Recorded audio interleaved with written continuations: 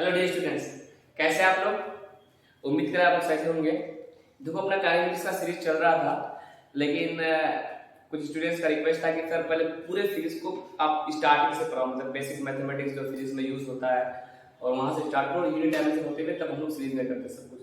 तो थोड़ा सा इंटरप्ट करते हुए काइनेटिक्स को हम लोग बीच में यहाँ पे हम लोग अप्लाइड मैथमेटिक्स आज स्टार्ट करने जा रहे हैं। ठीक है, याद रखो, फिजिक्स समझने के लिए, फिजिक्स को पढ़ने के लिए ये चैप्टर उतना ही इम्पोर्टेंट है।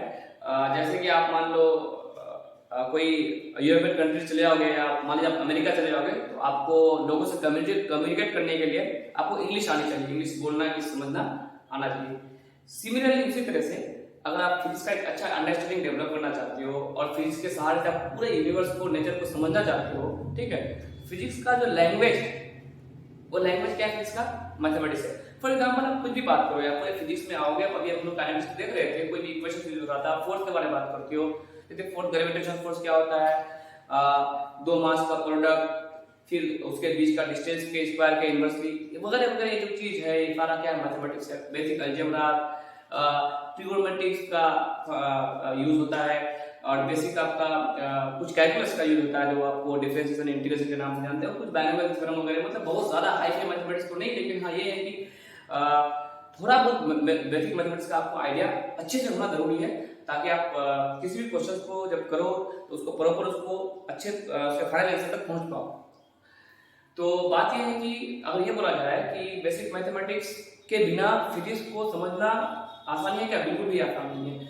आप एक अंडरस्टैंडिंग डेवलप कर सकते हो, बट अगर आपको कोई प्रॉब्लम को सोल्व करना है तो उसके लिए आपको मैथमेटिक्स आना है। यानी एक लाइन में अगर बोला जाए ना कि मैथमेटिक्स के बिना फिजिक्स नहीं है, हाँ तो बिल्कुल सही है, मैं मान रहा हूँ, लेकिन ये भी सही है कि फिजिक्स के लिए ही मैथमेटिक्स का डेवलप हुआ। ठीक है, तो बहुत सारा आपको जैसे कैलकुलस जो भी चीज पढ़ते हो ना, वो कहीं ना कहीं आपको फिजिक्स का जो गुच्छा था उसको सुलझाने के लिए वो चीजें आई हैं। तो खैर इस सब टॉपिक पे मैं बाद में बात करूंगा, कभी मौका मिलेगा तो फिजिक्स क्या है और फिर वगैरह वगैरह सब चीज पे एक फिजिकल वर्ल्ड पे मैं एक लेक्चर लेके आऊंगा। फिलहाल हम लोग आज बेसिक मैथमेटिक्स का जो सबसे पहले हम लोग जो टॉपिक पढ़ते हैं वो पढ़ते हैं लोग ट्रिगोनोमेट्री। मैं उम्मीद कर रहा हूँ कि अगर आप क्लास 9th में या 10th में हो तो ये चैप्टर पढ़े होंगे, और 11th में हो तो अभी से 10th करके आओगे पढ़े होंगे। यहाँ पे ट्रिगोनोमेट्री को हम लोग बहुत डिटेल से नहीं पढ़ेंगे, जैसे वहाँ पे क्वेश्चंस कर रहे थे, बट ट्रिगोन का बेसिक आइडिया हम लोग जरूर लेंगे कि ट्रिगोनोमेट्रिक रेशियोज क्या होते हैं और कुछ एंगल्स के साथ उनका रिलेशन और कुछ फॉर्मूलाज वगैरह, उसका इंपॉर्टेंट फॉर्मूलाज वगैरह। सबसे पहले बात करते हैं एंगल क्या होता है। क्या एंगल क्या होता है? देखो, अगर मान लो कोई भी एक सर्कल है, उसका सेंटर O है, तो हम जानते हैं कि उस सर्कल से उसके पेरिमीटर पे कोई भी लाइन क्या होता है, एक रेडियस के इक्वल होता है। तो मान लो OX एक रेडियस है और ये कोई फिक्स्ड लाइन है, और मैं एक और लाइन लेता हूं जो OA है। क्या है? OA है, और ये लाइन को हम रोटेट कर सकते, घुमा सकते हैं। तो फॉर एग्जांपल अगर मैं OA लाइन को OX से अगर एंटी क्लॉकवाइज डायरेक्शन, क्लॉक कैसे घूमता है? ऐसे घूमता है ना। एंटी क्लॉकवाइज मतलब क्या? इस डायरेक्शन में। एंटी क्लॉकवाइज मतलब क्या? क्लॉक के विपरीत डायरेक्शन में, उल्टा डायरेक्शन में अगर मैं चलूं, ठीक है, और जब मैं OX से मान लो OA इस पॉइंट पे जाऊंगा तो मुझे कुछ ना कुछ घूमना पड़ेगा। तो यही घूमना मेरा क्या कहलाएगा? एंगल कहलाएगा। ये जो इंक्लिनेशन हुआ ना, इंक्लिनेशन, कि OA लाइन OX पे कितना इंक्लाइन है, OA लाइन तक पहुंचने में कितना हमको घूमना पड़ा, ठीक है, इसको लोग क्या बोलेंगे? एंगल बोलेंगे। लेकिन एंगल दो तरह का होगा, पॉजिटिव एंगल और नेगेटिव एंगल। अगर हम लोग OX से एंटी क्लॉकवाइज डायरेक्शन घूमेंगे तो उस एंगल को हम क्या बोलेंगे? पॉजिटिव एंगल बोलेंगे। अगर OX से हम लोग क्लॉकवाइज डायरेक्शन में घूमेंगे, OX से अगर क्लॉकवाइज में घूमेंगे तो इस एंगल को हम लोग क्या बोलेंगे? नेगेटिव एंगल बोलेंगे। ध्यान रखना, हमको हमेशा ज्यादातर मैक्सिमम टाइम देना, इसको लोग बोलते हैं positive x axis. Positive x axis से अगर एंटी क्लॉकवाइज घूमे तो आपका एंगल क्या होगा? Positive angle. पॉजिटिव एक्सिस से अगर क्लॉकवाइज में घूमे तो ये एंगल आपका क्या बताएगा? Negative angle. तो अब एंगल कैलकुलेट कैसे करेंगे? सवाल तो ये है कि एंगल हमने कितना घुमा, इसको मेजर करना होगा, कैसे कैलकुलेट करेंगे? तो ये OX से अगर OA पॉइंट पे गए तो आप कुछ ना कुछ डिस्टेंस कवर किए, इस डिस्टेंस को हम लोग क्या बोलते हैं? मैथमेटिक्स में आर्क बोलते हैं। क्या बोलते हैं? आर्क। क्या?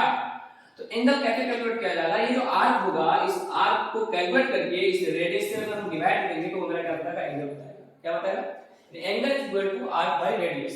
याद रखना, एंगल को थीटा से रिप्रेजेंट करेंगे। और लेट अस सपोज कि अगर आप यहाँ पे घूमते हुए एक कंप्लीट चक्कर लगाए और वापस से यहाँ आ गए, तो आपको पता होना चाहिए कि एक कंप्लीट चक्कर जब लगाएंगे तो एक कंप्लीट सर्कल बनेगा और कंप्लीट सर्कल का जो आर्क होगा उस टाइम उसके पेरीमीटर के बराबर होगा। और कंप्लीट सर्कल का पेरीमीटर क्या होता है 2 पाई r के इक्वल। कितना होता है 2 पाई r के इक्वल। जब कंप्लीट सर्कल का पेरीमीटर 2 पाई r रेडियस के इक्वल होगा तब जो मेरा एंगल होगा हम कितना डिग्री घूम चुके होंगे उसको क्या बोलेंगे 360 डिग्री। कितना डिग्री 360 डिग्री बटे रेडियस r। 8 से 8 कैंसिल आउट हो जाएगा और यहां से आपको दिख रहा होगा 2 पाई इज इक्वल टू कितना 360 डिग्री। यानी यहां पे आपको बिना टॉपिक दिए आप ये बात सीख गए कि relation between degrees and radian. अगर आप रेडियन में बोलोगे तो बोलोगे 2 पाई रेडियन और डिग्री में बोलोगे तो क्या बोलोगे 360 डिग्री। अच्छे से समझ लो 2 पाई रेडियन या 360 या इज इक्वल टू 360 डिग्री। तो अगर मुझे बात करना होगा पाई रेडियन कितना होगा पाई रेडियन तो पाई रेडियन कितना हो जाएगा भाई 2 पाई बाय 2 करोगे तो 360 बाय 2 कितना होगा 180 डिग्री। तो अगर आपको बोलेगा कोई 1 रेडियन कितना रेडियन 1 रेडियन तो क्या हो जाएगा 180 डिग्री बाय पाई। सिमिलरली अगर आप बोलोगे 180 डिग्री इक्वल टू पाई तो 1 डिग्री कितना हो जाएगा भाई कितना रेडियन हो जाएगा क्योंकि पाई रेडियन में बोलोगे पाई बाय 180 डिग्री रेडियन है कि नहीं। तो ऐसे हम लोग रेडियन से डिग्री और डिग्री से रेडियन में आराम से आ सकते हैं क्योंकि एक रिजल्ट याद रखना 180 डिग्री का मतलब क्या होता है पाई या 360 डिग्री का मतलब क्या होता है 2 पाई। अगर बोलेगा कोई क्या 90 डिग्री क्या होगा तो इधर 1 डिवाइड बाय 2 के करोगे डिवाइड बाय 2 करेंगे पाई बाय 2 रेडियन हो जाएगा। कोई बोलेगा कि 45 डिग्री क्या होगा तो इसको डिवाइड बाय 4 करोगे तो डिवाइड बाय 4 करोगे। कोई बोलेगा 30 डिग्री कितना होगा 30 डिग्री कितना होगा तो 180 बाय कितना हो जाएगा भाई कितना 30 डिग्री लाने के लिए कितना 180 बाय 6 इधर क्या होगा पाई बाय 6 हो जाएगा। सिंपल सी बात है। अगर पूछेगा कोई भी पूछ क्या कि पाई बाय 12 कितना डिग्री होगा तो पाई के लिए कितना पुट कर दो पाई बराबर कितना डिग्री होगा। अगर डिग्री में पूछेगा पाई बाय 12 रेडियन बराबर कितना डिग्री होगा ये रेडियन में है फिलहाल और डिग्री में पूछेगा तो पाई इक्वल टू कितना डिग्री होता है 180 डिग्री 180 डिग्री बाय 12 यानी कहीं से भी हम डिग्री और रेडियन को आराम से कन्वर्ट कर सकते हैं। तो सबसे पहला बेसिक कॉन्सेप्ट ट्रिगोनोमेट्रिक का आपको एंगल का आईडिया होना चाहिए। What is angle angle is equal to r by radius angle is equal to r by radius.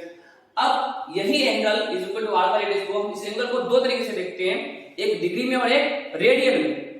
अगर हम डिग्री में बोलेंगे तो 360 डिग्री और रेडियन में बोलेंगे तो 2 पाई रेडियन बोलेंगे या पाई रेडियन 180 डिग्री। बड़ा सिंपल है ना।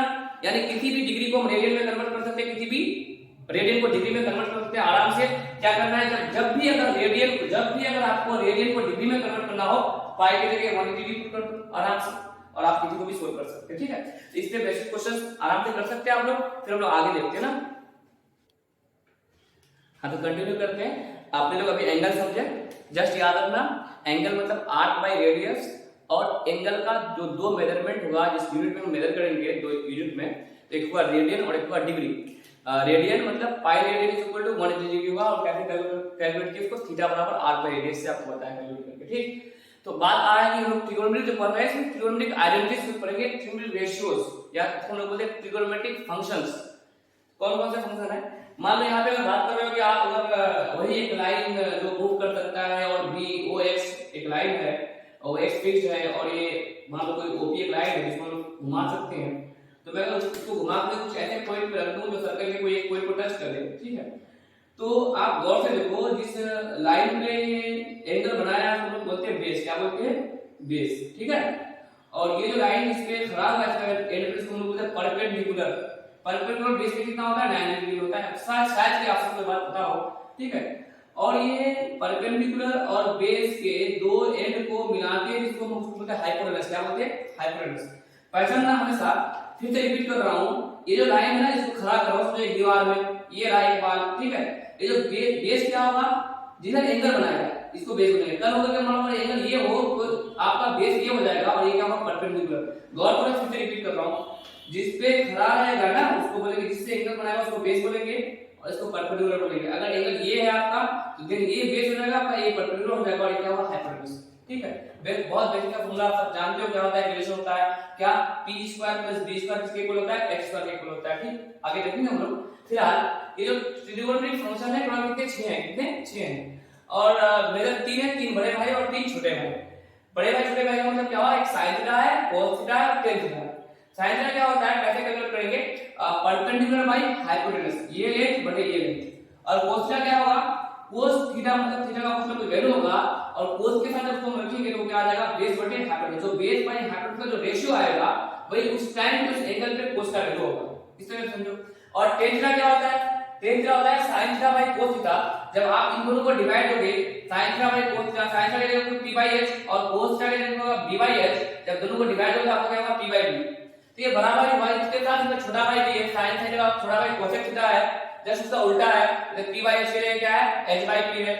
cos थीटा के लिए क्या होता है भाई sec थीटा, cos थीटा क्या होता है b बाई h, तो sec थीटा क्या होगा h by b। tan theta के लिए क्या है उसका भाई cos थीटा, tan थीटा क्या है p by b, cos theta क्या होगा p बाई b। ये सारी बात आपको पता होना चाहिए, याद होना चाहिए, ठीक है ना। अब सर कुछ खास एंगल पे इसका वैल्यू आपको याद होना चाहिए और जो आपका यूज होगा, ठीक है। हमेशा आप इसके लिए मेजरमेंट नहीं करोगे, उसको निकालने नहीं बैठोगे, आपको इन रीडिंग को इन वैल्यूज को आपको याद होना चाहिए, ठीक। तो अगर हम डिग्री की बात करते हैं 0 डिग्री मतलब 0 हो जाएगा, 30 डिग्री मतलब क्या होगा पाई बाय 6। देखो 180 डिग्री रखोगे पाई का मतलब 180 बाय 6 30 आएगा कि नहीं आएगा। तो डिग्री और डिग्री में दोनों में लिख दिया आपके लिए कि हो सकता है sin पाई बाय 6 लिखा हुआ है कि 30 लिखा हुआ है, 30 डिग्री में लिखा हुआ है कि रेडियन में लिखा हुआ है, ये आपको देख लेना है, याद करना है। अगर sin 0 डिग्री हुआ तो उसका क्या होता है 0 होता है, sin 30 डिग्री में कितना होता है 1/2 होता है। और कोई टर्म नहीं है, sin 0 डिग्री का मतलब क्या हुआ, ये थीटा क्या है यहीं पे, क्या है यहीं पे। और अभी देखिए sin का फॉर्मूला क्या था p बाई h, जब ये h यहीं पे है तो उस टाइम आपका क्या हो जाएगा, वो p बाई h, तो आपका जो p है वो क्या हो जाएगा घटते 0 नहीं होगा, p लिखना है तो देखो आप ऊपर उड़ रहे हो p बढ़ रहा है, घट रहे बढ़ रहे हो, p आगे 0 नहीं हो जाएगा, जब p 0 हो जाएगा तो 0 बाय समथिंग 0 होगा ना। इस तरह से आप सारे एंगल का डिग्री को आप मेजर कर सकते हो, ठीक है। तो आपको मेजर नहीं करना, आपको याद रखना है 0 डिग्री में 0, 30 डिग्री में क्या होता है 1/2, 37 डिग्री और 53 डिग्री छोड़ दो, 45 डिग्री में कितना होता है 1/√2, 60 डिग्री में कितना होता है √3/2। और sin का जब 90 डिग्री हो जाएगा यानी डिग्री एंगल कितना 90 डिग्री हो जाएगा, ऐसे हो जाएगा तब परपेंडिकुलर और हाइपोटेनस का इक्वल हो जाएगा, तब p बाय h का क्या होगा कट करके बोला गया नहीं आएगा। तो ये रीडिंग आप आराम से याद सकते हो कि जो एंगल जब 0 डिग्री का 0 होगा, बनेगा बनेगा बनेगा बनेगा वैल्यू बढ़ता जाएगा और वैल्यू बढ़के कितना हो जाएगा मैक्सिमम 90 डिग्री पे कितना हो जाएगा 1 हो जाएगा और तब मिनिमम वैल्यू -1 होगा, ठीक है। वहां कोऑर्डिनेट समझेंगे तब बता देते हैं। तो आराम से याद रखना sin 0 डिग्री 0, sin 30 डिग्री 1/2, 37 में छोड़ दो कि 45 1/2, 53 छोड़ो, 60 में √3/2 और 90 डिग्री में 1, कहीं का sin 90 डिग्री मतलब कितना हुआ 1 हुआ।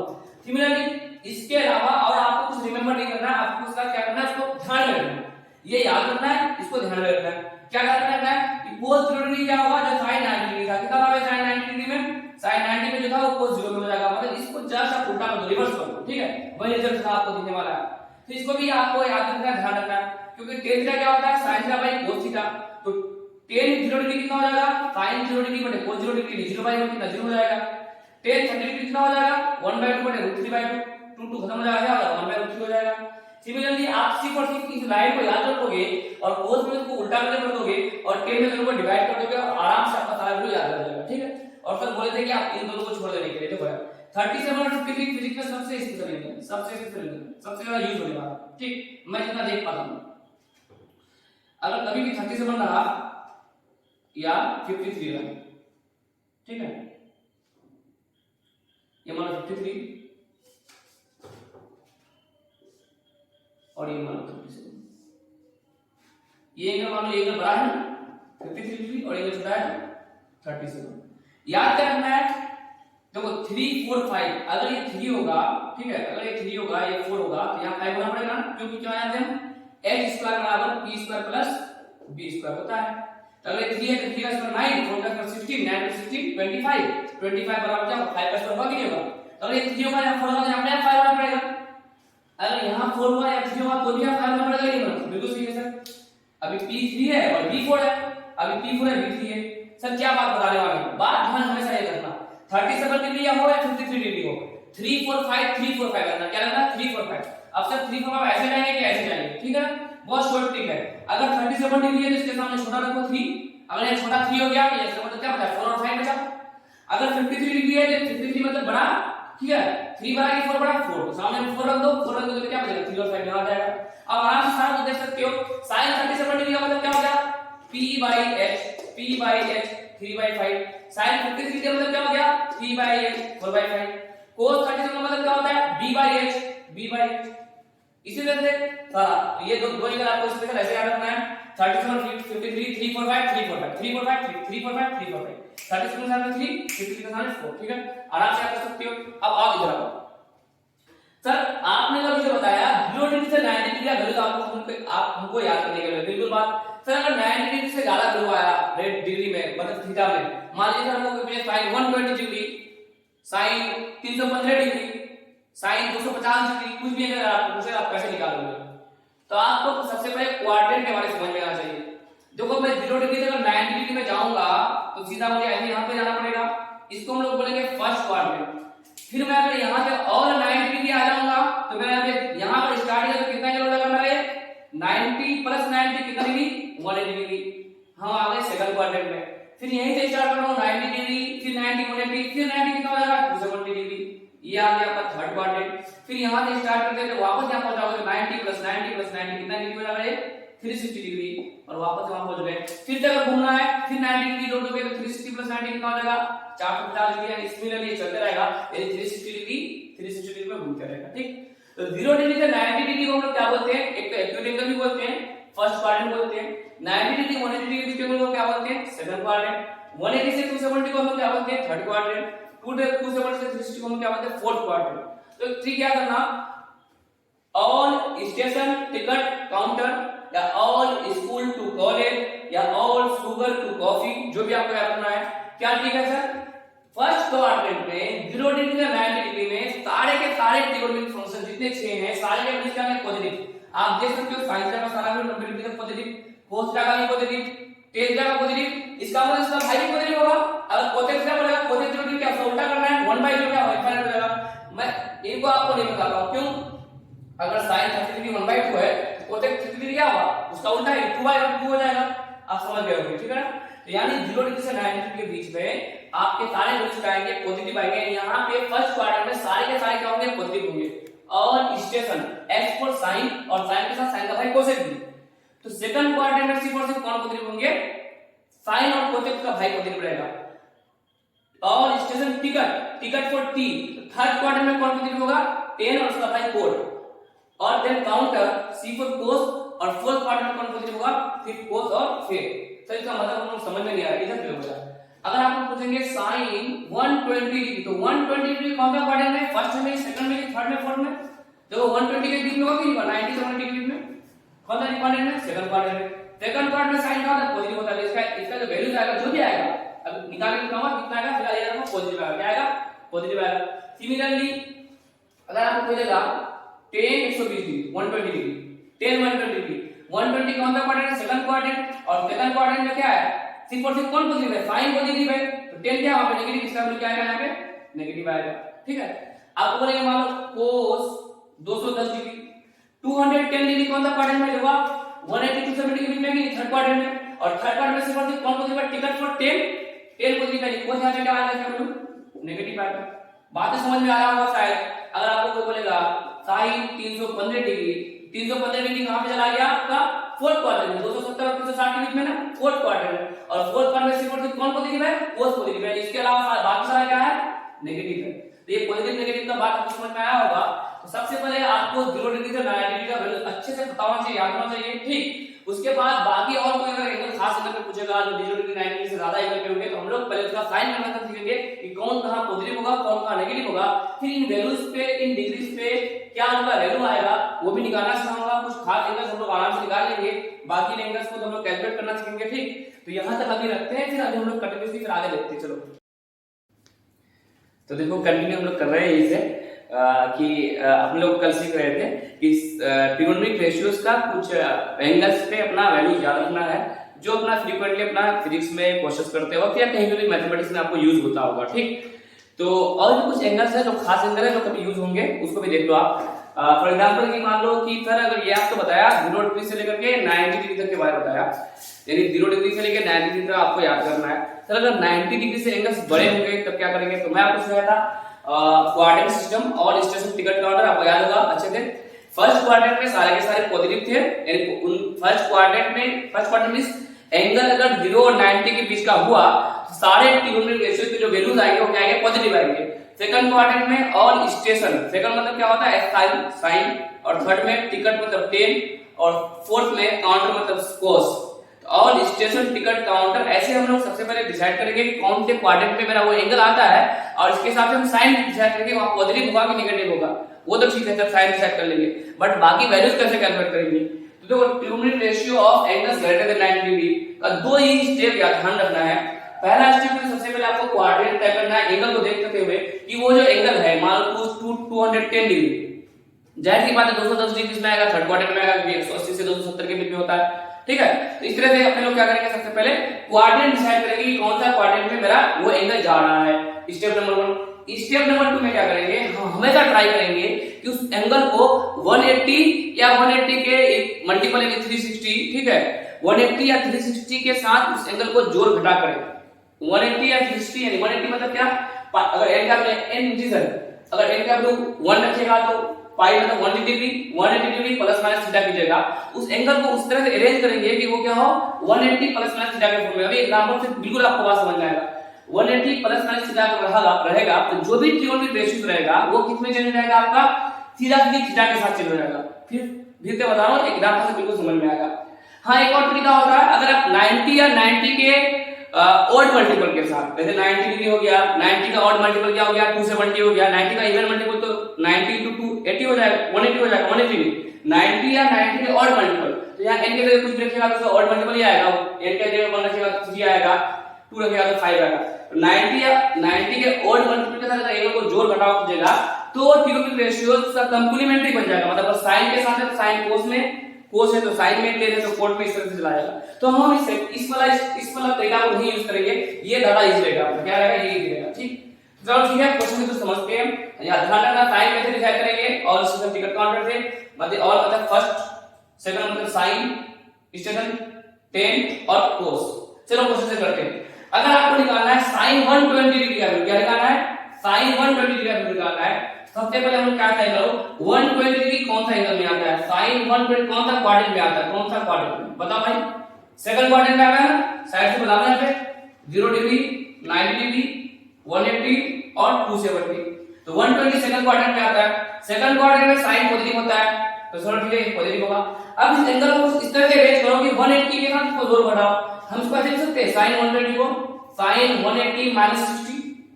भाई कोई गुना कर दिया क्या? कुछ नहीं ना, पहले कितना था 120, अब उसका चलेगा 180 माइनस 60। साइन के साथ 180, साइन को किसी भी फंक्शन को अगर 180 के साथ जोड़ेंगे हटाएंगे तो वो ट्रिग्नोमेट्रिक फंक्शन क्या हो जाएगा? थीटा में चला जाएगा। ये साइन 180 माइनस थीटा क्या हो जाएगा? sin theta. इसको लिखिएगा आप साइन 60 डिग्री। और कौन सा क्वाड्रेंट में था? सेकंड क्वाड्रेंट में। सेकंड क्वाड्रेंट में क्या होता है? साइन पॉजिटिव होता है, पॉजिटिव लिख लो। अब sin 60 का वैल्यू आपको याद है चार्ट से कितना होता है? √3 वैल्यू। इसका भी कितना आ गया भाई? √3 वैल्यू। यानी sin 120 डिग्री का वैल्यू कितना आ गया? √3 वैल्यू। इस तरह से आप sin 120 डिग्री का वैल्यू आपको याद रखना पड़ेगा, उसी तरीका बनाना पड़ेगा। दूसरा एग्जांपल देखो, cos 135 डिग्री, कितना? cos 135 degree. तय करो कौन सा 135 डिग्री कौन सा क्वाड्रेंट होगा? Second quadrant. सेकंड क्वाड्रेंट में सिर्फ कौन पॉजिटिव है? sin और स्टेशन, sin पॉजिटिव। उसके अलावा बाकी सब क्या नेगेटिव है? cos यहां पे क्या होगा? नेगेटिव होगा। और हम इसको ऐसे लिख सकते हैं cos of 180 minus 45 degree. Sir 180 के साथ कोई जोड़ घटाव कर रहे हैं और 180 के साथ एंगल को जोड़ घटाव करेंगे तो cos ही में रहेगा और क्या बनेगा? cos theta. cos 180 minus theta कितना बनेगा? cos थीटा, ठीक है, cos थीटा। अब sin कन्वेंशन की बात है, सेकंड क्वाड्रेंट में cos क्या आता है? नेगेटिव, तो माइनस के साथ लिखेंगे। और हमको पता है cos 45 को हमको याद है ज्यादा -1/2, कितना हो गया? सिमिलरली अगर आपको निकालना है मान लीजिए cos 210 डिग्री, ये 2 नंबर था, 1 नंबर, इधर 3 number. cos 210 degree, again cos 210 क्या लिख सकते हो आप? cos 180 प्लस 30 लिख सकते हो। अब पहली बात तो 210 डिग्री कौन सा क्वाड्रेंट में जाएगा भाई? 210 डिग्री थर्ड क्वाड्रेंट में। और थर्ड क्वाड्रेंट में कौन पॉजिटिव है? और स्टेशन टिकट T4 10 पॉजिटिव है। इसके अलावा अगर साइन और cos क्या होगा? नेगेटिव होगा, यानी थर्ड क्वाड्रेंट में ये नेगेटिव होगा। अच्छा cos 180 प्लस क्या होगा? cos थीटा हो जाएगा, लेकिन थर्ड क्वाड्रेंट में जाने पे क्या होगा? नेगेटिव हो जाएगा। हां, फोर्थ क्वाड्रेंट में cos पॉजिटिव होता है, थर्ड में होता है। जैसे क्या cos थीटा कितना होता है? √3/2, तो -√3/2। ये आपका आंसर हो गया cos 200 डिग्री। इस तरह से आपको निकालना है tan 210 डिग्री, कितना? tan 210 degree. फिर आप इसको लिख सकते हैं इक्वल टू tan 180 प्लस 30। अब 180 प्लस 30, tan 180 प्लस माइनस क्या होगा? tan थीटा हो जाएगा, क्या होगा? tan theta. टेन 30 डिग्री हो जाएगा। अब तय करो ये प्लस होगा कि माइनस होगा, तो 210 डिग्री कौन सा क्वाड्रेंट में था, थर्ड क्वाड्रेंट में, और थर्ड और स्टेशन टिकट थर्ड क्वाड्रेंट में 10 क्या होता है, पॉजिटिव होता है, पॉजिटिव में आएगा। और 10 30 का वैल्यू कितना होता है, 10 210 का वैल्यू क्या आएगा, 10 30 डिग्री के बराबर आया, और 10 30 क्या होता है 1/√3। सिमिलरली आपका कितना है, ये क्वेश्चन नंबर 4 था आपका, और 5 में क्या है, sin 390 डिग्री। आप कोई भी क्वेश्चन को कर सकते हो, बस देखते जाओ। sin 390 को आप क्या लिख सकते हो, sin 360 प्लस 30 लिख सकते हो सर, कोई गुना नहीं। अब sin 360 180 या 360 180 के इवन मल्टीपल, सॉरी 180 या 180 के मल्टीपल के साथ अगर इनको जोड़ के बताओगे क्या आएगा, इधर sin 180 प्लस थीटा बराबर sin theta, sin 360 plus theta बराबर क्या होगा, again sin theta sin 30 degree. अब तय करो कौन सा क्वाड्रेंट है 390 डिग्री, देखो 0 डिग्री 90 डिग्री 180 270, अगेन यहां पे कितना है 360, और फिर कितना चला गया है 390 कौन सा क्वाड्रेंट आएगा, यहां पे आएगा कि नहीं आएगा 360 में थर्ड वन, और 30 जोड़ोगे तो यानी कि कौन सा क्वाड्रेंट में चला गया, फर्स्ट क्वाड्रेंट में चला गया, और फर्स्ट में सब सारे के सारे पॉजिटिव होते हैं, इस टाइम पे क्या आ रहा है 1/2, ये sin 390 डिग्री का कितना आ गया 1/2। इस तरह से आप कुछ स्टैंडर्ड एंगल्स को अगर उनको आप 180 या 90 के साथ 180 या 360 एक ही बात हुआ, या 90 या 270 90 का ऑड मल्टीपल, इन लोगों के साथ जोड़ के घटाओगे, घटा पाओगे उस एंगल को स्टैंडर्ड फॉर्म में, जो स्टैंडर्ड चार्ट है उसमें अगर आपको 180 - 60 आया, थीटा 60 का वैल्यू याद होता है आपको, 180 + 30 आया 30 का वैल्यू याद होता है, ठीक है। सिमिलरली 180 - 45 आया तो 45 का वैल्यू आपको याद होता है। तो कुछ स्टैंडर्ड एंगल को हम लोग ऐसे कैलकुलेट कर सकते हैं, और ये अपना अपना यूज होता है, ठीक है ना। तो मैं इस क्वेश्चन को बताया आपको अच्छे से, अगर देखो समझो, अगर समझ में नहीं आया तो आपको से पॉज करके फिर से अगेन देखो दोबारा, और इसका मैं कुछ क्वेश्चन आपको ट्राई करने के लिए दूंगा, ठीक है, वो आपको खुद से करना है, हम लोग फिर नेक्स्ट पढ़ते हैं।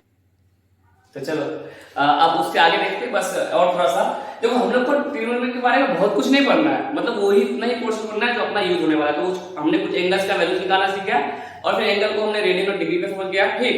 और देखो कुछ उनका आइडेंटिटीज है, ट्रिग्नोमेट्री रेशियोज का, ये सब प्रूफ होता है, वैसे बहुत बेसिक प्रूफ है, ठीक है। और अगर आप कमेंट में पूछोगे सारा कुछ प्रूफ किया जाता है, सारा फॉर्मूला जितना यहाँ पे लिखा हुआ है, जैसे sin square theta plus cos square theta कितना होता है 1 होता है, बड़ा सिंपल है, ठीक है। जैसे sin थीटा क्या करते थे p/h करते थे, और cos थीटा b/h, तो p/h का होल स्क्वायर प्लस b/h का होल स्क्वायर करोगे तो h स्क्वायर नीचे कॉमन आ जाएगा, और p square plus b square, और p square plus b square क्या होता है h स्क्वायर होता है, h स्क्वायर। इस तरह से सारा कुछ प्रूफ कर सकते हो, बस मैं ऐसे बता रहा हूं। तो बहुत यूज होगा, सबसे ज्यादा आपका टिक मारो इसको, sin square plus cos square equal to 1, फिर similarly cosec square theta minus cot square theta 1 होगा, और sec square theta minus tan square, और ये cot और tan दोनों सेम है ना, बराबर छोटा भाई, चलो माइनस के साथ है किसका, cosec और sec का, तो आराम से आप याद रख सकते हो ये दोनों को भी, ठीक है। 1 मार्क, उसको 2 mark, 3 mark.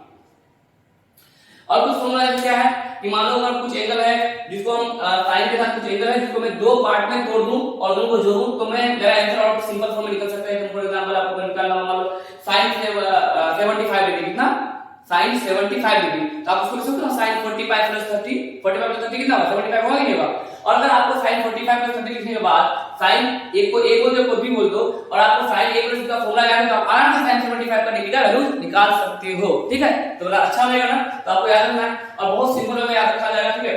sin a + b, sin होता है बहुत अच्छा और cos होता है खराब, sin अच्छा और cos खराब। अच्छा खराब का मतलब क्या होता है, क्या है sin a + b का मतलब क्या होगा, sin देखो sin a * cos b + cos a * sin b, sin वाला बोलेगा भाई चलो cos b, तुम भी मेरे साथ एक बार आओ, sin a * cos b, और प्लस है तो प्लस b, और फिर बोलेगा cos वाला एक बार, ठीक है, एक के साथ आ जाए, तुम अब एक बार एक के साथ आओ, cos a * sin b, याद रहेगा ना, sin अच्छा है, sin a * cos b + cos a * sin b। अगर sin a - b के फॉर्मूले किसी एंगल को आप पता नहीं पा रहे हो, फॉर एग्जांपल आपको पूछेगा sin 15 डिग्री का वैल्यू बताओ, sin 15 डिग्री, आप sin 15 को क्या लिखोगे, sin 45 - 30 लिखोगे, sin 15 क्या लिखोगे, sin 45 - 30।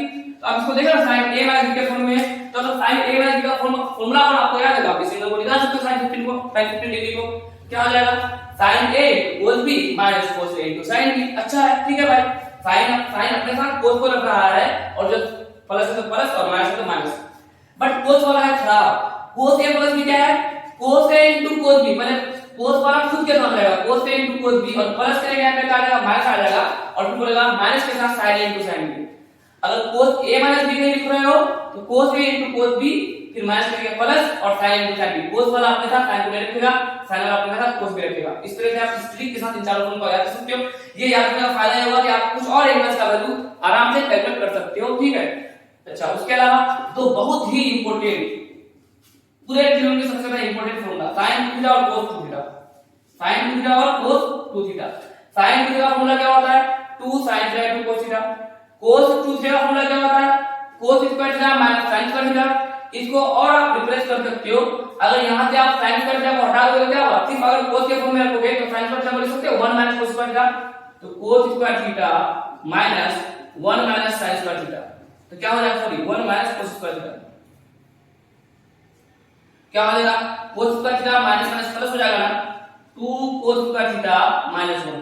cos 2 थीटा ये भी फॉर्मूला है और ये भी फॉर्मूला है, दोनों फॉर्मूला आपको याद होना चाहिए। हां अगर आप मान लीजिए cos को एलिमिनेट करोगे sin के फॉर्म में लिखोगे तो आप इसको ऐसे लिख सकते हो कि cos को एलिमिनेट करोगे तो cos स्क्वायर थीटा क्या होता है 1 माइनस sin स्क्वायर थीटा, तो आप लिख सकते हैं यहां पे 1 माइनस sin स्क्वायर थीटा और माइनस sin स्क्वायर थीटा कितना हो जाएगा 1 minus 2 sin square theta.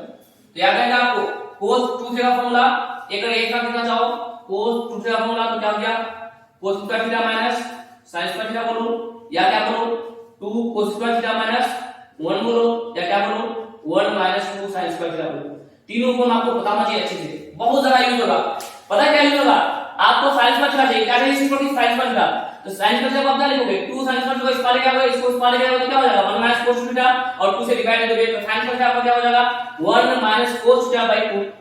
Similarly अगर आपको cos स्क्वायर थीटा चाहिए, क्या चाहिए सिर्फ और सिर्फ cos स्क्वायर थीटा चाहिए, इस 1 को इस पाले क्या करोगे तो 2 cos स्क्वायर थीटा बराबर क्या होगा cos 2 थीटा प्लस 1 और फिर 2 से डिवाइड होगा आपको cos स्क्वायर थीटा मिल जाएगा। तो यहां से आप sin square theta cos square theta निकाल सकते हो, बहुत इंपॉर्टेंट फॉर्मूला है। फिर ध्यान रखिए मान लो sin थीटा चाहिए तो 2 थीटा को किससे डिवाइड होगा 2 से डिवाइड होगा, तो यहां पे थीटा को किससे डिवाइड होगा 2 से डिवाइड करेंगे। तो ये दोनों पूरा आपको पूरे फिजिक्स में जो होगा ऐसे से याद रखना, ये तो इंग्लिश का वर्ड निकालने के लिए और ऐसा कुछ रिजल्ट, ठीक है। और साथ साथ में कुछ और बात, बस लास्ट टॉपिक है, लास्ट टॉपिक, अगर थीटा बहुत छोटा होगा तो हम sin थीटा को क्या बोलेंगे थीटा बोल देंगे, tan थीटा को थीटा बोलेंगे और cos थीटा को 1 बोलेंगे। थीटा में बोलना मतलब क्या 5 डिग्री से भी छोटा, ऐसा क्यों सर, अगर sin 0 डिग्री है तो इसका क्या होता है 0 होता है कि नहीं होता, थीटा भी 0 डिग्री और वैल्यू कितना है 0 आया। अच्छा tan 0 डिग्री का वैल्यू क्या था 0 था कि नहीं था, तो थीटा भी 0 डिग्री और वैल्यू कितना है 0 डिग्री आया। इसी तरह cos 0 डिग्री का वैल्यू कितना 1 है कि नहीं है, तो जब थीटा छोटा है 0 है यानी बहुत छोटा 5 डिग्री से छोटा है, जितना थीटा होगा उतना ही तुम्हारा आंसर होगा, ठीक है। तो sin थीटा का वैल्यू कितना होगा थीटा, tan थीटा का वैल्यू कितना होगा थीटा, cos थीटा का वैल्यू कितना होगा 1, ये कब होगा जब थीटा का वैल्यू 5 डिग्री से भी छोटा हो, ठीक। और कुछ बात जैसे sin थीटा का मैक्सिमम और मिनिमम वैल्यू, तो sin थीटा का मिनिमम वैल्यू क्या होगा -1 और मैक्सिमम क्या होगा +1। कब मैक्सिमम वैल्यू होगा 90 डिग्री पे और मिनिमम कब होगा -90 डिग्री पे या 270 डिग्री पे, ठीक, वहां पे क्या होगा मिनिमम होगा। सिमिलरली cos थीटा का वैल्यू क्या होगा मैक्सिमम +1 होगा, कितना 0 डिग्री पे, cos 0 डिग्री 1 था और cos 180 डिग्री पे क्या होगा -1 होगा। मैं इन सब बात को बता रहा हूं। और कभी अगर इस कोण में कभी भी कोई भी क्वेश्चन लिखा है a cos theta + b sin theta, तो इसका मिनिमम और मैक्सिमम वैल्यू कैसे निकालेंगे, मिनिमम और मैक्सिमम निकालने के लिए इनका जो कोएफिशिएंट है उसका रूट ओवर करके स्क्वायर करेंगे, मैग्नीट्यूड जैसे हम लोग निकालते हैं वेक्टर का root over a square + b square वो मैक्सिमम होगा और माइनस का तक मिनिमम होगा। ये सारा कुछ निकाला जा सकता है, बट मैं कह रहा हूं आपको रिजल्ट से भी काम चल जाएगा। फिर फिलहाल इस क्वेश्चन को करते हैं, ठीक है, मैं रन कर रहा हूं और कुछ क्वेश्चन करते हैं। चलो कुछ ऐसा कुछ क्वेश्चन कर लेते हैं, पहले उसके बाद देखते हैं। जैसे sin 1 डिग्री का वैल्यू चाहिए तो याद रखना 1 डिग्री 5 डिग्री से बहुत छोटा है ना, तो sin थीटा का वैल्यू 5 डिग्री से भी छोटा होगा तो sin का वैल्यू क्या होगा थीटा ही होगा, थीटा कितना होना चाहिए रेडियन होना चाहिए। तो sin 1 डिग्री का वैल्यू क्या होगा आप लोग सर 1 डिग्री का वैल्यू क्या होगा 1 ही होगा, बट 1 किसमें रेडियन में, तो हम 1 डिग्री को रेडियन में कैसे चेंज करेंगे, रेडियन में क्या होता है पता है आपको, पाई रेडियन बराबर क्या होता है 180 डिग्री होता है कि नहीं होता है, तो 180 डिग्री बराबर पाई रेडियन, तो 1 डिग्री बराबर क्या हो जाएगा पाई बटे 180 रेडियन होगा कि नहीं। इसको हम लोग चेंज कर देंगे तो 1 डिग्री बराबर यानी 1 डिग्री इक्वल टू रेडियन में क्या हो जाएगा 1 डिग्री गुना पाई बाई, और जब इसको सोल्व करोगे एप्रोक्सीमेट कितना आ जाएगा डिग्री से डिग्री खत्म हो जाएगा 3.1 लगभग 3.1 पर इसका पाई का वैल्यू होता है और यहां पे 180 कितना हो जाएगा कैलकुलेट करके एप्रोक्सीमेट 0.02 के आसपास, ठीक है। सिमिलरली अगर आपको ये बात पता है तो नहीं यूज कर सकते हो कि 1 डिग्री के बराबर आएगा, 1 डिग्री को आप रेडियन में चेंज कर दो, रेडियन में चेंज करने के लिए क्या है पाई बाई 1 से डिवाइड कर दो मल्टीप्लाई कर दो। सिमिलरली आप tan 2 डिग्री, फिर देखो यार tan 2 थीटा क्या है tan 2 डिग्री है ना, एंगल 30 से छोटा है तो tan से छोटा होगा एंगल थीटा के बराबर है, एंगल कितना है 2 डिग्री। अब 2 डिग्री को आपको किसमें चेंज करना है रेडियन में चेंज करना है, क्या करोगे पाई बाई 1 से मल्टीप्लाई करोगे, एप्रोक्सीमेट कितना इधर आएगा 0.04। सिमिलरली क्वेश्चन को आप कर सकते हो, ठीक। अब नेक्स्ट देखो आप क्या मैक्सिमम और मिनिमम वैल्यू निकालेंगे, क्या जैसे हम cos 180 डिग्री है 1 नंबर 2 नंबर और 3 नंबर का क्या cos 1 डिग्री, जब cos का वैल्यू क्या हो बहुत छोटा हो, जब थीटा का वैल्यू क्या 5 से भी छोटा हो तो cos 1 थीटा वैल्यू कितना हो जाएगा, क्या होता है थीटा का वैल्यू 5 cos 0 थीटा वैल्यू कितना 1 होता है, cos 1 थीटा वैल्यू लगभग कितना है 1 ही आएगा, ठीक है। तो इस तरह से ध्यान रखना, जब थीटा का वैल्यू बहुत छोटा हो तो sin का वैल्यू क्या होगा थीटा हो जाएगा, tan का वैल्यू क्या होगा थीटा होगा, और cos का वैल्यू क्या होगा 1 हो जाएगा। लेकिन थीटा होगा ये वैल्यू क्या होगा किसमें रहना चाहिए, रेडियन में रहना चाहिए। रेडियन में कैसे लगाएंगे, पाई बाय 180 से मल्टीप्लाई करके। और आपको सारे टॉपिक पे हम आपको क्या कर रहे हैं, क्वेश्चन होमवर्क भी दे रहे हैं, सब आपको करना है, ठीक है। तो नेक्स्ट क्वेश्चन देखते हैं क्या निकालने बोला, मैक्सिमम और मिनिमम तो निकालना है y का। क्वेश्चन नंबर 1 देखिए मैक्सिमम मिनिमम का, y बराबर क्या दिया है 2 sin x, इसका मैक्सिमम वैल्यू निकालना होगा, इसका मैक्सिमम वैल्यू क्या होगा, जब ये मैक्सिमम होगा तो 2 गुना sin x का मैक्सिमम वैल्यू कितना होता है मैक्सिमम 1, तो कितना हो गया मैक्सिमम वैल्यू 2 हो गया। इसी का मिनिमम वैल्यू चाहिएगा y मिनिमम, ये जब मिनिमम होगा तो 2 गुना इसका sin x का मिनिमम वैल्यू कितना होता है -2, कितना होगा, तो y बराबर 2 sin x का मैक्सिमम वैल्यू +2 और मिनिमम -2। नेक्स्ट क्वेश्चन देखते हैं y बराबर 3 sin x plus 4 cos x, तो y का मैक्सिमम वैल्यू क्या होगा, देखो एक किस फॉर्म में चला गया, a sin theta plus b cos theta में है कि नहीं है, देखो a cos theta plus b sin theta, जब भी इस फॉर्म में आएगा तो इसका मैक्सिमम मिनिमम कैसे निकालेंगे, y का मैक्सिमम वैल्यू होगा a² प्लस b², a में कितना 3 का स्क्वायर 9 और 4 का स्क्वायर 16, तो कितना होगा √25, वैल्यू कितना आएगा आपका 5। अगर मिनिमम की बात करेगा तो वही वैल्यू क्या आएगा माइनस के साथ, माइनस और √a² प्लस 9 प्लस 16 यानी -5, ठीक है। और क्वेश्चन देखो y बराबर 4 माइनस cos x, ऊपर रख कर प्रिंटर बना लो, y बराबर 4 माइनस cos x, अगर 4 माइनस cos x इसका मैक्सिमम और मिनिमम निकालना है, तो जब ये मैक्सिमम या मिनिमम होगा तब क्या होगा इसका मैक्सिमम मिनिमम, तो ये वैल्यू कब मैक्सिमम होगा, क्योंकि 4 से को सेपरेट करोगे ना, जब 4 से को सेपरेट करोगे तो जब इसका वैल्यू सबसे छोटा होगा कम होगा, 4 से ऊंची को घटाएंगे सबसे छोटा होगा मैक्सिमम मिलेगा ना, यानी y का वैल्यू मैक्सिमम तब होगा जब क्या हो 4 माइनस cos x जो है cos x क्या हो मिनिमम हो, 4 से कितनी मिनिमम बढ़ाएंगे मैक्सिमम आएगा ना, 4 माइनस cos x, और cos x का मिनिमम वैल्यू कितना होगा भाई -1, तो मैक्सिमम वैल्यू y का कितना आ गया 5 आ गया। इसी तरह अगर हमको y का मिनिमम वैल्यू चाहिए, इसका हमको मिनिमम वैल्यू चाहिए तो 4 माइनस cos x जो है ये हमको क्या सबसे छोटा चाहिए, यानी cos x का सबसे मैक्सिमम वैल्यू तो घटा दो, तो मिनिमम कितना होगा 4 माइनस cos x मैक्सिमम का वैल्यू कितना होता है, cos x का मैक्सिमम वैल्यू प्लस 4, तो 4 माइनस कितना होगा 3। तो इस तरह से आप इन चीजों को निकाल सकते हैं, क्या बहुत बेसिक चीज है, ठीक। अभी हम लोग फिजिक्स में सारा कुछ यूज करने वाले हैं एक्चुअली में, बट हम लोग यहाँ पे जस्ट क्या सीख रहे हैं, ये जो ट्रिग्नोमेट्रिक फंक्शंस है, रेशियोज है, इनका वैल्यूज कुछ एंगल्स पे, ठीक, कुछ फार्मूला इसका और कुछ मैक्सिमम मिनिमम निकालना और कुछ ये सब चीज, ठीक। ध्यान रखना कुछ और बात, जैसे कि मान लो हम अभी बोल रहे थे कि कहां साइन ये सब बात जब बता रहे थे मिनिमम मैक्सिमम वगैरह ये सब चीज कहां पॉजिटिव कहां नेगेटिव होगा, तो और कोई बात ध्यान रखना जैसे जरूरी है, तो उसको ही मैं बता दे रहा हूं आपको। ये तो भी आपका ट्यूटोरियल खत्म हो गया, जितना बेसिक चीजों का मैं बता चुका हूं। हां, अब आपको सारा कुछ पूरे शुरू से आखिर तक लेक्चर को अच्छे से देख के एग्जांपल्स को समझ करके अभी मैं लास्ट में क्वेश्चन ऐड करूंगा, सारा क्वेश्चन आपको प्रैक्टिस करना है, ठीक है ना, और जो कमेंट सेक्शन में आंसर बताना जो नहीं बनेगा पूछ लेना, चलो ठीक है। मान लो ऐसा रहेगा sin माइनस थीटा, क्या minus theta, sin minus theta क्या होगा माइनस sin थीटा होगा, देखो लॉजिकली सोच सकते हो, देखो हम बताए थे थीटा अगर नेगेटिव होगा तो क्या होगा क्लॉकवाइज के एंटी क्लॉकवाइज, इधर जाओगे तो क्या एंटी क्लॉकवाइज थीटा पॉजिटिव और इधर जाओगे तो क्या होगा थीटा नेगेटिव। अगर इधर आ गए मतलब कौन सा क्वाड्रेंट में आप आ गए फोर्थ क्वाड्रेंट, ये सब क्वाड्रेंट में आ गए ना, फोर्थ क्वाड्रेंट में साइन क्या positive, all station ticket counter, fourth quadrant में सिर्फ कौन पॉजिटिव होता है cos, बाकी sin और tan क्या होता है नेगेटिव होता है, इसलिए sin माइनस का आप क्या बोलोगे नेगेटिव के साथ होगा, इस बाहर कर दो, हम इसको ऑड फंक्शन भी बोलते हैं। इसी तरह से cos माइनस थीटा क्या हो जाएगा, cos माइनस का मतलब कौन सा क्वाड्रेंट में फोर्थ क्वाड्रेंट में, और फोर्थ क्वाड्रेंट में cos क्या होता है पॉजिटिव होता है, इसलिए cos माइनस क्या होगा प्लस cos थीटा होगा। और अगर tan माइनस थीटा बोलेंगे तो क्या हो जाएगा आपका, क्योंकि tan से माइनस क्या होता है फोर्थ क्वाड्रेंट में आप आ गए, फोर्थ क्वाड्रेंट में क्या होता है ऑल स्टेशन टिकट काउंटर, या फिर cos पॉजिटिव तो tan भी क्या होगा नेगेटिव होगा, ये बात हमें याद रखना। जैसे मान लीजिए for example sin minus 30 degree, तो आप इसको क्या लिखोगे माइनस sin 30 डिग्री, क्या लिखोगे यानी माइनस और sin का लिखोगे तो 1/2। मिसाल के लिए लिखा है sin माइनस 150 डिग्री, इसको आप क्या लिखोगे माइनस sin 150 डिग्री, और sin 150 को आपको निकालना आता है, क्या होगा क्या होगा sin क्या करोगे sin 150 का 180 माइनस 30, कितने एंगल के साथ जोड़ोगे बनाओगे 180 को क्या होगा जो है थीटा थीटा आ जाएगा sin 30 डिग्री, इसका वैल्यू कितना होगा -1/2, ठीक है। इस तरह से आप चीजों को निकाल सकते हो, तो ये सब बात इंपॉर्टेंट बात है निकालने। जैसे मान लो आपको cos 180 डिग्री कितना cos 180 डिग्री, cos 180 डिग्री कौन सा क्वाड्रेंट में चला गया भाई सेकंड क्वाड्रेंट में, सेकंड में cos क्या होता है नेगेटिव पॉजिटिव नेगेटिव होता है, क्योंकि सेकंड स्क्वायर कौन पॉजिटिव होता है sin पॉजिटिव होता है। और आप इसको ऐसे लिखोगे cos 180 -0 बोल सकते हो सेकंड क्वाड्रेंट में लाने के लिए, 180 को घटाओ तो सेकंड क्वाड्रेंट। तो cos 180 में किसी में भी अगर 180 के साथ जोड़ के घटाओगे जो होगा थीटा हो जाएगा, यानी cos 0 डिग्री के बराबर आएगा। बट क्योंकि cos 1 क्या होता है नेगेटिव होता है, तो क्या होगा माइनस के साथ, और cos जो का वैल्यू कितना होता है 1, क्या होता है माइनस 1, इसलिए cos 1 का वैल्यू कितना होता है -1। तो कुछ स्टैंडर्ड जो आपको याद भी रहेगा और निकालना भी सीख जाओगे। ठीक, इस तरह से ये बेसिक टॉपिक हम लोग का खत्म हुआ। इसके बाद हम लोग नेक्स्ट टॉपिक पढ़ेंगे, थोड़ा सा कोऑर्डिनेट ज्योमेट्री पढ़ लेंगे और कुछ बेसिक अलजेब्रा पढ़ लेंगे। उसके बाद हम लोग डिफरेंशिएशन, इंटीग्रेशन और वेक्टर, ये सारा कुछ यहाँ पे सीखेंगे जो कुछ भी यूज होगा पूरे फिजिक्स में। तो अच्छे से बने रहिएगा और अच्छे से नोट्स कीजिएगा। मैं यहाँ पे पूरे प्रॉपर वे में आप लोगों के लिए लिख रहा हूँ। मुझे पता है आप में से बहुत से बच्चों को बहुत कुछ आता होगा, लेकिन मैं सिर्फ सारी बातें इसलिए बता रहा हूँ, वो बच्चे जो कहीं अभी नहीं स्टार्ट किए पढ़ाई, या वो बच्चे जिनको कहीं समझने में प्रॉब्लम हो रहा है, तो बिल्कुल आप यहाँ पे आइए और अच्छे से पढ़िए। ठीक है।